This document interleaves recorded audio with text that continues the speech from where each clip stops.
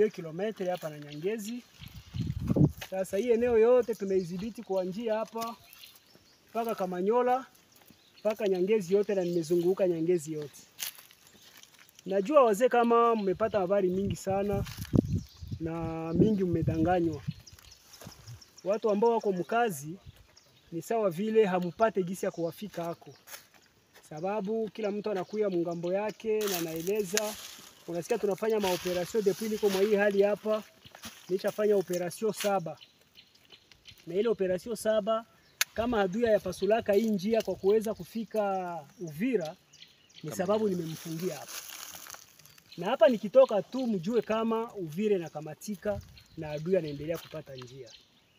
Tumesaidiana na magrupu za arme za kutosha kama vile CNPSC na magrupe za arme za Bakirikicho, Shukuru, Kifuafua, wale bote tumeshirikiana na Barele Itongwa. Sie bote en collaboration na Synergie, tunatumika en synergie. Sasa wakati tunatumika tunajua kama sisi tumepungukiwa zaidi, kukosa vitu vinaitiwa vifaa. Vifaa ndio inatukomplike sana. Lakini kama sai tulishakuwa deja Bukavu. Tuko na probleme ya communication. Tuko na probleme ya materiel ya vita. 3, tuko na probleme ya risasi. Na probleme ingine ku niveau ya finance. Mnajua kama kupata rasio ya kukulisha majeshi zote haiko blagi. Na waza hapa kwenye tuko niliweza kusabia basoda benye biko angaje mwa hii front. Tuko moins plus de 6000 benye tuko angaje mwa hii front. Na wakati tuko angaje mwa hii front plus de 6000 personnes, vraiment kupata chakula ya kula ni shida. Ni shida. Mais tunatumikia gouvernement. Na wakati tunatumika sababu adui ameamvoire nchi yetu na sisi hatuwezi kuiacha kama watoto wa nchi. Tuko majeshi ambao tumejitoa kwa kuweza kusaidia nchi yetu. Gouvernement tusaidie. Tusaidie, msione sawa vile mzaa. Sababu sisi tukishindwa hapa na Kinshasa watawakuta. Sasa msifunge mikono Kinshasa muwazi aseme kama sababu tumetia kaka amani kidogo mwa hii eneo yenyewe tunakamata, yaani tumemaliza. Njoo kuanja.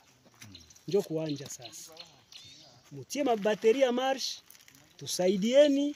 Huku tuko na maeneo mingi yenye meme avion petit porteur teza shuka, na ile petit porteur kushuka na mtatuletea vitu ambavyo tutafanya navyo kazi.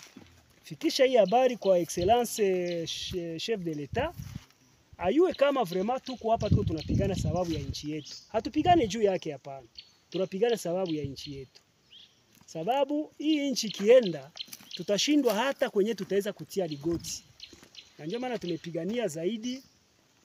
Vraiment musikie hii hali yenye tuko tunalia shi sawa vile wazalendo. Muelewe kama tuko na probleme yenye ko très dur.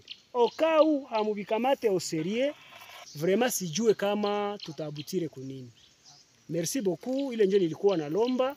Hii message muifikishe kwa ndugu wote wa patriote, wakongomani wote ambao wako na susia hii nchi. Tuangalie gisi tutaweza kusove hii nchi kuitosha mwa hii kao yenye iko amo. Merci beaucoup. Okay.